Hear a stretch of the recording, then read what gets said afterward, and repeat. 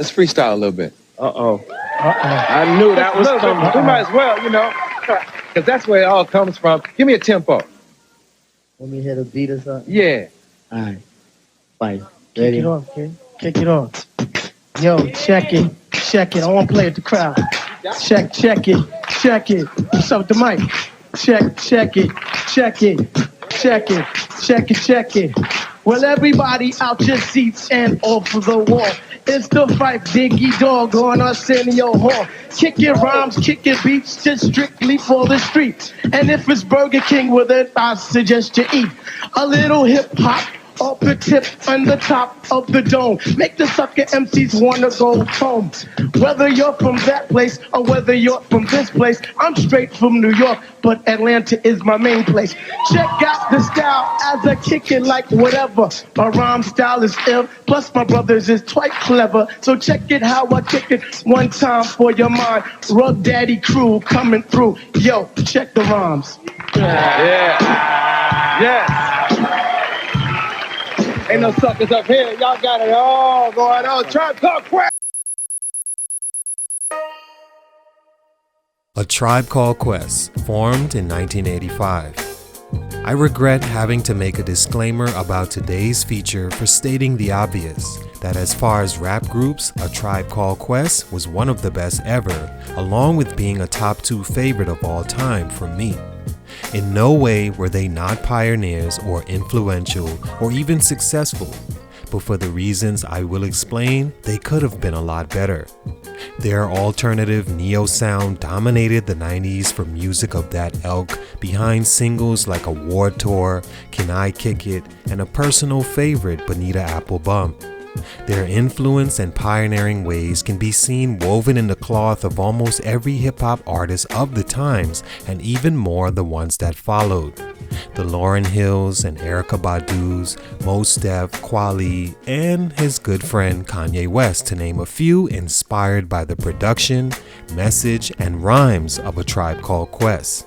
The group consisted of Q-Tip, Fife Dog, DJ and producer Ali Shaheed Muhammad, and Jarobi White, with Q-Tip and Fife being the main rappers and faces of the group. Like mentioned in my previous feature of the Wu-Tang Clan, it's tough holding a group of people with different characteristics and agendas together to accomplish anything. Holding a rap group in place in an era like the 90s, when hip-hop was still very young and not as glamorous as it seems today, was even harder for any group. But when you have a crew like A Tribe Called Quest that pretty much knew each other since the sandbox, you expect there to be solutions to the problems you inevitably will face. On the flip side, those problems you think are minor on the surface get personal within the members because of how close they once were. No one can hurt you more than your brother, more than your significant other.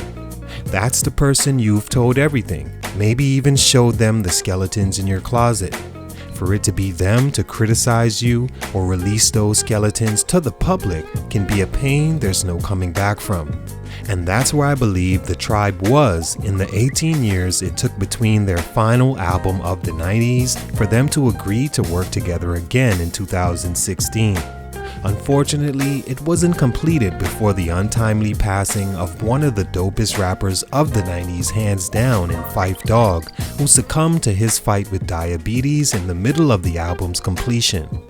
They racked up awards and nominations from all over the music industry, and all their albums have either went platinum or gold from 91 to 1998, and even their final album released in 2016 went gold as well. With all the success they had, their ceiling was a lot higher than a 7-year run and not to be recognized almost at all to date.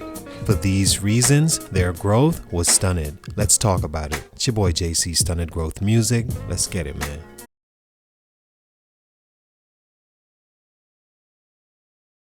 Born in 1970, both Fife Dog and Q-Tip knew each other since they were 2 years old and grew so close that they'd often finish each other's sentences.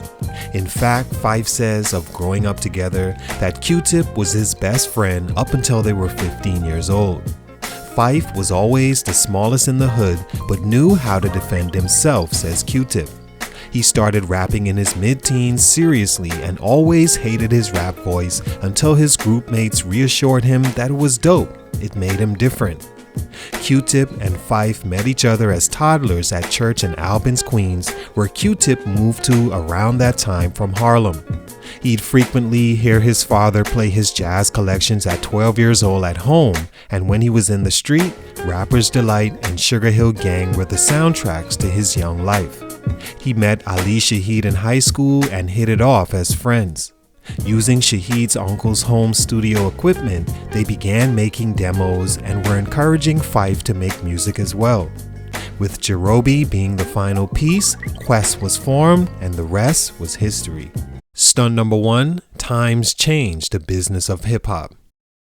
A world where a painter is just a painter that wants to create paintings to express himself, or an actor is just an actor, a writer just writes, an athlete just wants to play the game does not exist.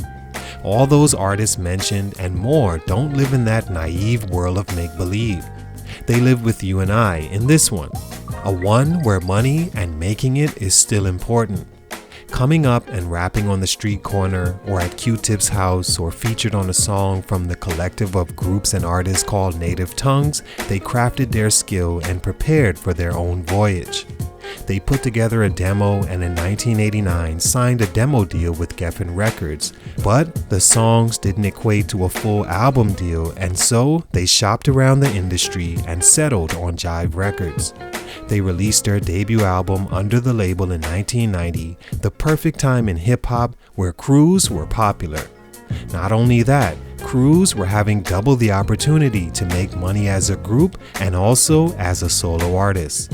The album received 5 Mics in the Source, first hip-hop album to do so, and was heavily jazz, soul, and funk inspired, with my favorite Tribe song Bonita Applebum leading the way, along with the crowd-pleasing Can I Kick It? It went gold 6 years later in 1996.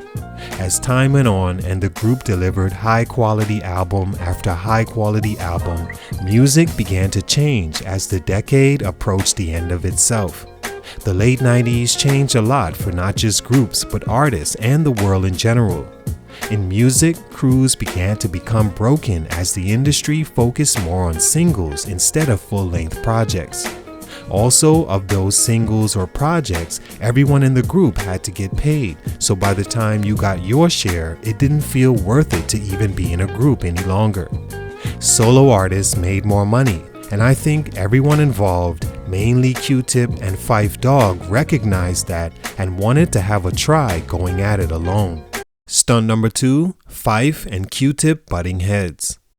We've known each other since we were 2 years old. He could be arrogant when he wants to.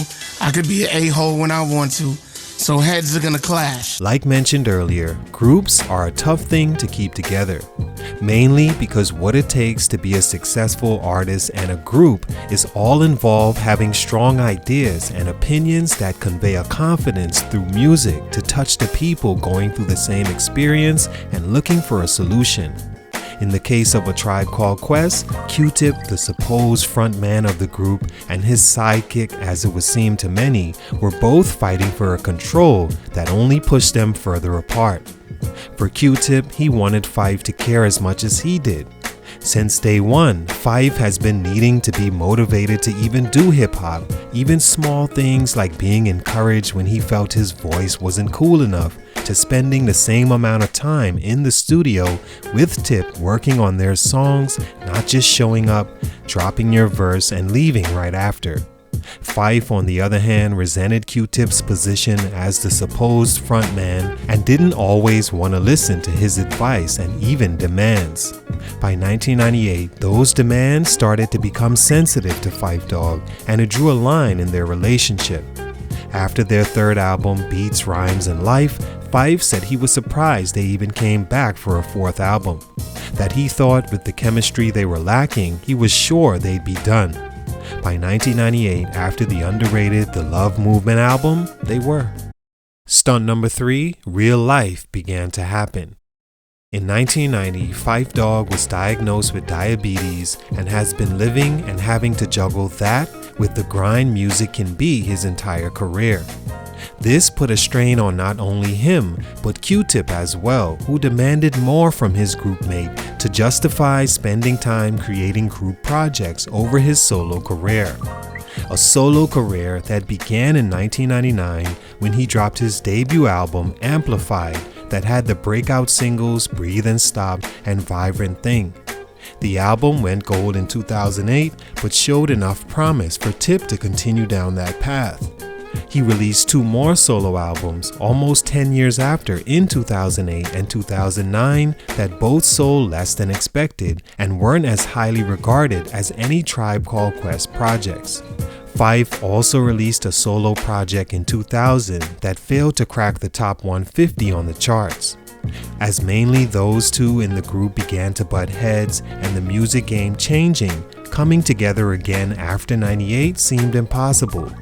Fife was also dealing with liver failure in the early 2000s, and in 2006 waited for 2 years to find a replacement. He'd received one from his wife in 2008, but by 2012 that failed as well, and he was in seek of a new one once again. In 2016, March 22nd, Fife Dog died in his home due to complications related to his diabetes. The group were in the process of making a 6th studio album when it happened, which the group finished without him and released the same year he died. It went gold and became their 3rd #1 album.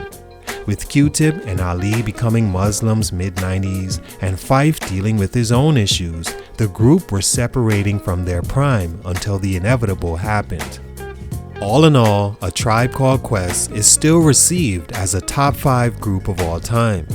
Yes, they had their bumps and bruises like every group eventually has, but when they were in the studio or on stage, they were legendary together. They pioneered the neo-soul sound and gave hip-hop at least 3 classic albums. Rest in peace, Fife Dog. I do wish the final album was titled differently, as it seems to discard Fife in a way like a workplace would do a worker in how the sound comes off. Though I'm sure unintentional and minuscule in the legend that is A Tribe Called Quest. Salute to the tribe, much respect, but for these reasons, their growth was stunted. It's your boy JC, Stunted Growth Music, and I'm out.